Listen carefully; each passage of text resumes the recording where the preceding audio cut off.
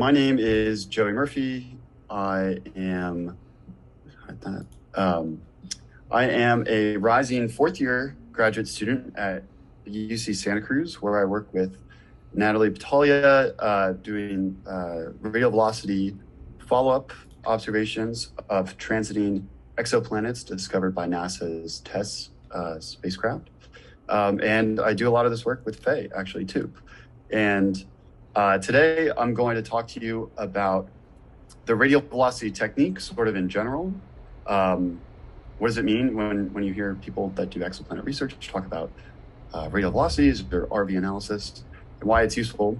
I'll talk about some of the technical tools that we'll need to have sort of a familiarity with in order to make radial velocity observations useful. And through all of this, I'll be introducing you to this Radvel Python package, which is a code base that you can use to analyze radial velocity observations. Okay, so I'm not going to go through, as we go through this notebook, this Jupyter notebook, there will be spots where you can sort of fill in the blank, and we'll go through the kind of outline of this notebook and work some of the examples. But I'll leave some of those fill in the blanks empty for you to maybe try on your own. So yeah, first of all, what do we mean when we say radial velocity or the radial velocity technique or method? So there are a handful of introductory resources here that I really encourage you to go and check out. Anywhere from, a more formal kind of white paper to give you an introduction onto the radial velocity technique.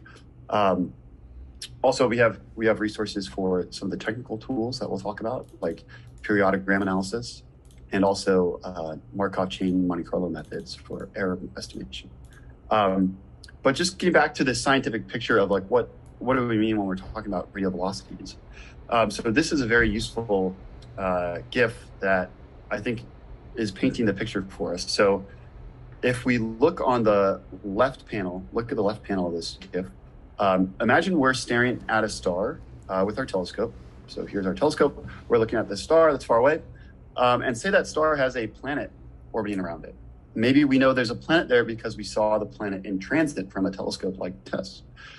Well, just as that star tugs on the planet with its large amount of gravity that the star has, that planet will tug on the star. And because the star is much more massive than the planet, the tug that the planet exerts on the star won't make it move as much as the planet orbits around the star. But both these objects are orbiting around the center of mass of the system. So what that means is that this star is actually wobbling a little bit back and forth as the planet tugs on it.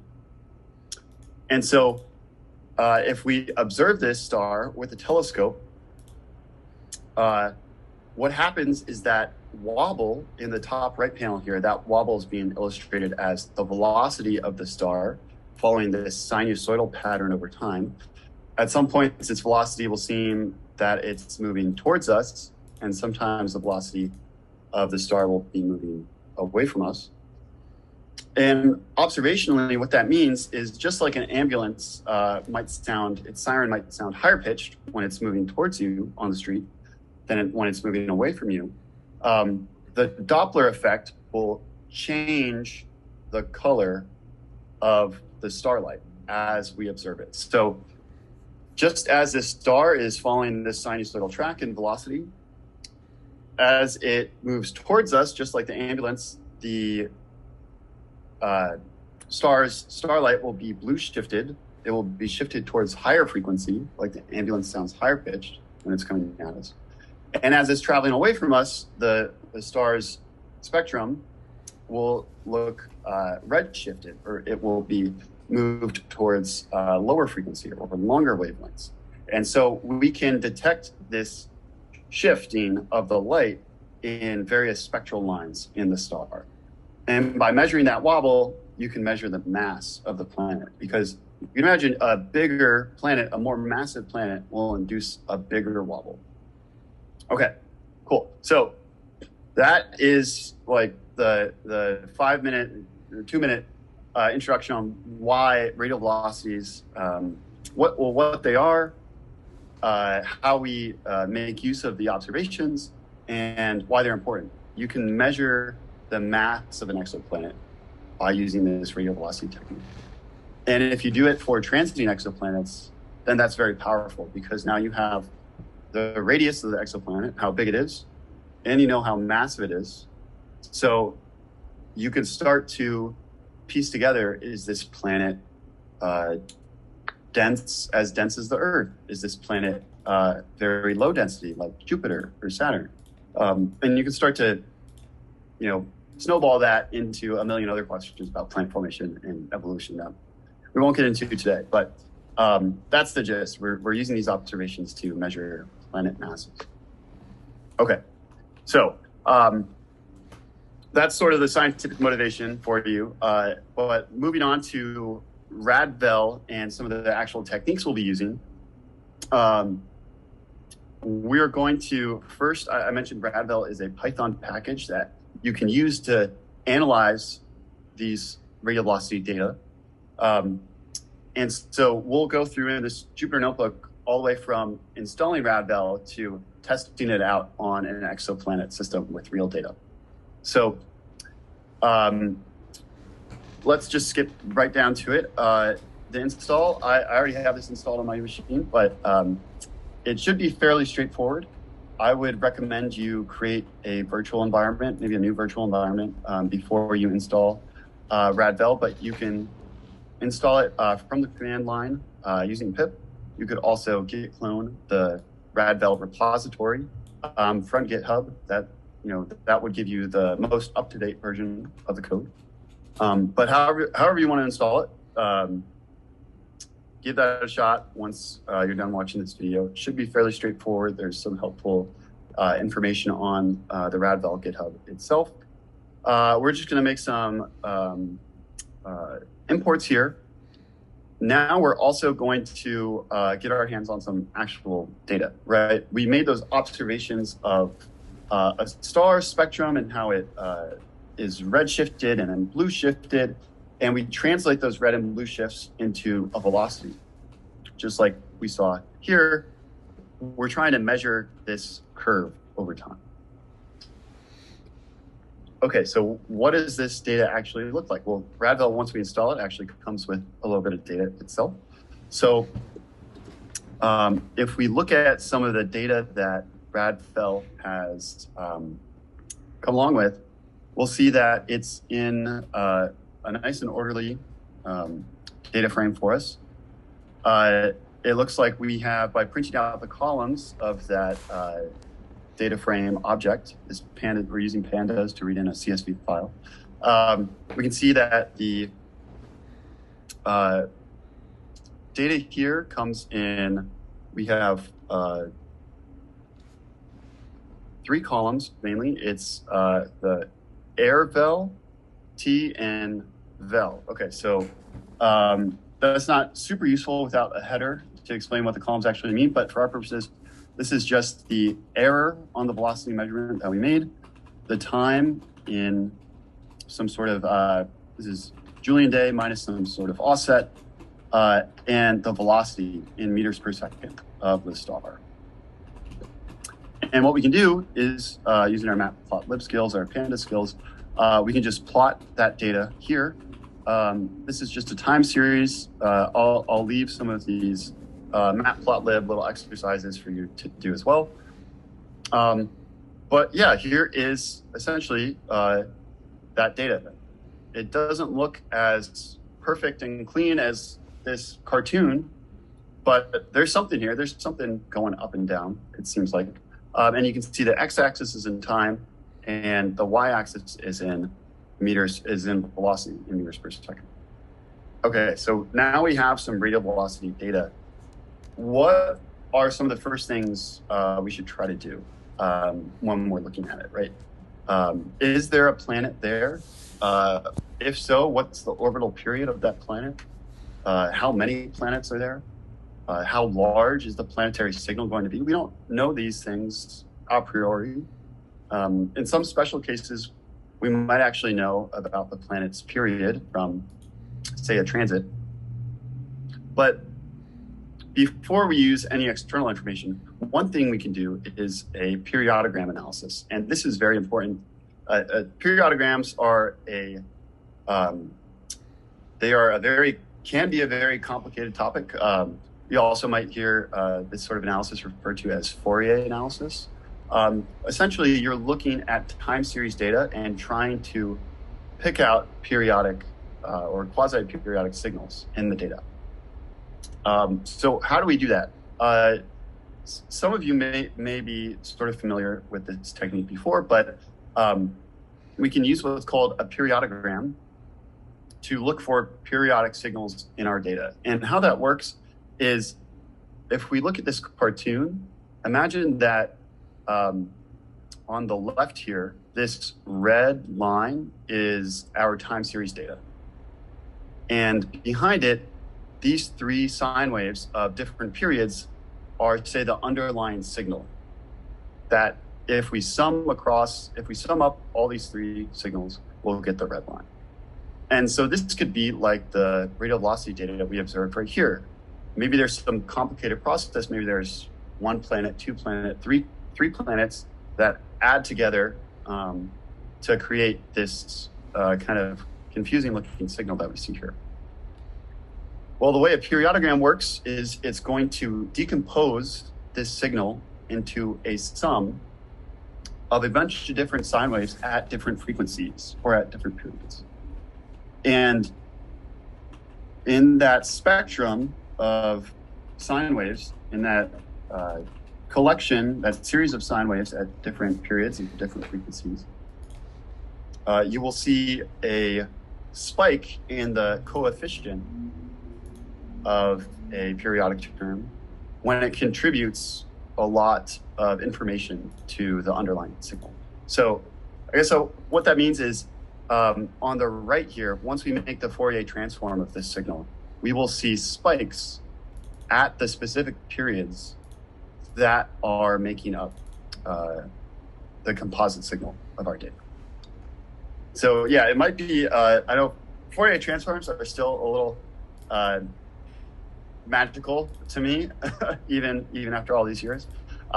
So I would highly recommend, if it's been a while since you've thought about Fourier transforms or Fourier analysis, time series analysis, PhET actually has this great online simulation where you can add different sine waves together of varying amplitudes and see what kind of some signal you get out. So that might help you build some intuition there. Okay, so we're going to use this tool, a periodogram. In this case, it's called a Loam-Scargill periodogram, based on the people that invented this specific technique. So the first thing we do, this might be a good first step when you're looking at a radial velocity data set, is to just make a periodogram of the data. And if there are any giant spikes in the periodogram that you get out, that might be an indication that there's a strong periodic signal at that frequency, which in our case might be a planet. So we have this little function that we've used, we're going to use to generate a periodogram. I'm going to search, let's just say we'll search for periodic signals between 5 and, to start, let's make it 1,000 days, okay? I'm going to create my Loam-Scargill periodogram with my data. I'm going to tell it the minimum and maximum periods I want to search through. And for the maximum period, I want to plot a line and label it with this label to tell me what peak do I see in the data. Okay. And if I do that, it looks like there is a peak at about 20-ish days. Okay.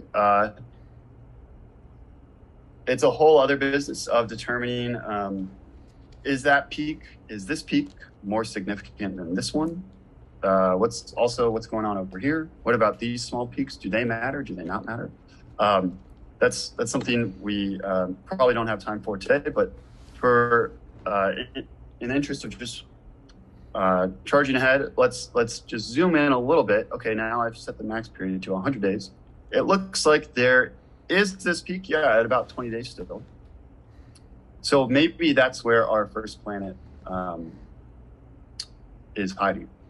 Okay, so what do we do from here? We've used some periodogram analysis to identify what we think might be a periodic signal in our radial velocity data. Now is when this is when RADVEL comes into the picture. So RADVEL, if you're familiar with object-oriented programming, RADVEL is a great module for kind of cleaning up, making sense of all of your radial velocity analysis. RADVEL in particular centers around some objects called RADVEL parameters and models. And so what we're going to do is just build our model object and give it a bunch of different parameters. These parameters will include, for example, for one planet, here are some of the parameters you might be using. The period of the planet, that's important. That's like what we just tried to find out here, like 20-ish days. Also, TC, or the time of inferior conjunction. This is the point at which the planet, if this was a transiting system, would pass in between the Earth and the star. And also some other parameters that would define the eccentricity of the orbit. And then lastly, this is the radial velocity semi-amplitude. It's also used, we use the symbol K most of the time to label this parameter. And that is, like, you can imagine the height of the sine wave in this cartoon. Okay. So this will be our initial model.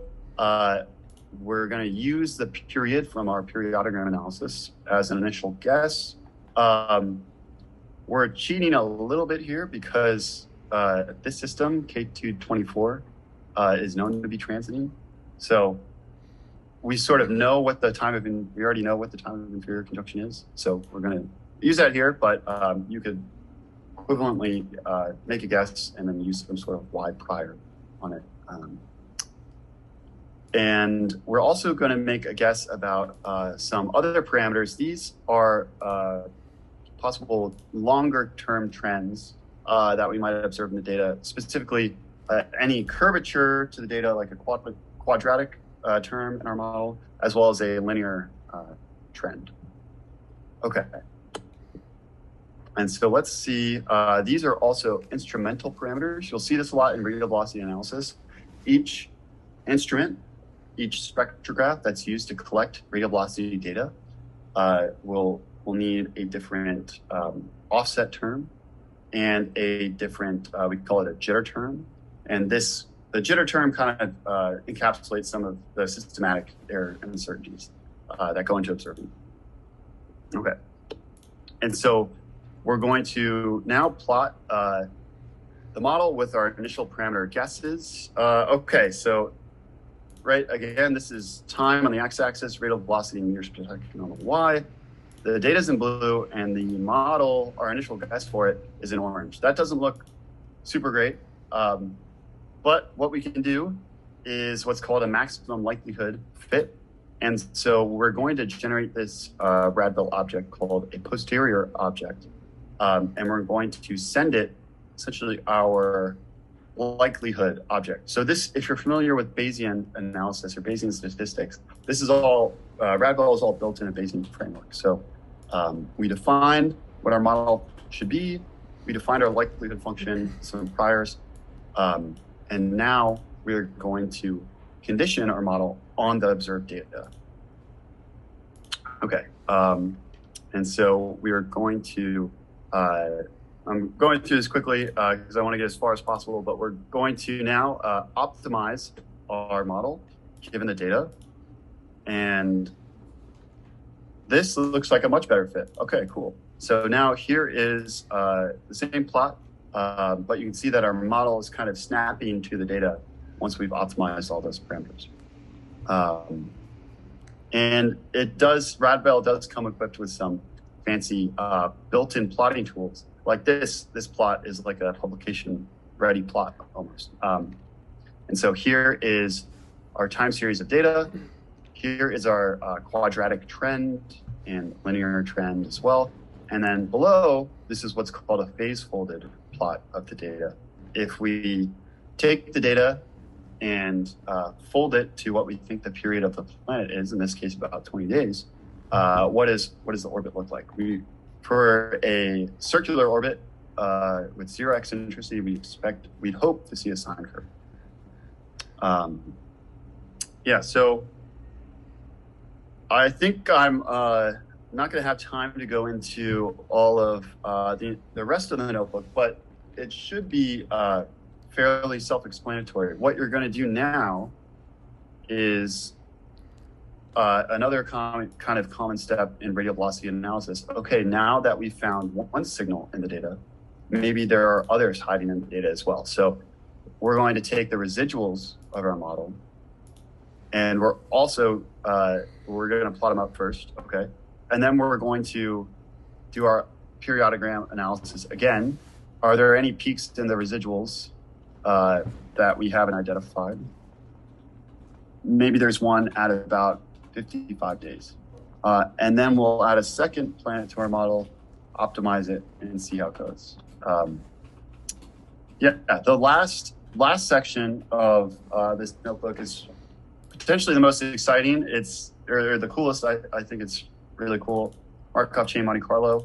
This is you'll notice in these fancy plots that Brad Bell generated for us. Okay, it says we have a planet at 20 days. The amplitude is 5.5 meters per second, and the eccentricity is 0.4. But there's no error bars on any of those numbers. So in science, we always want to be able to, if we give an estimate of a number or a parameter, a physical parameter, we want to report also our confidence on that parameter.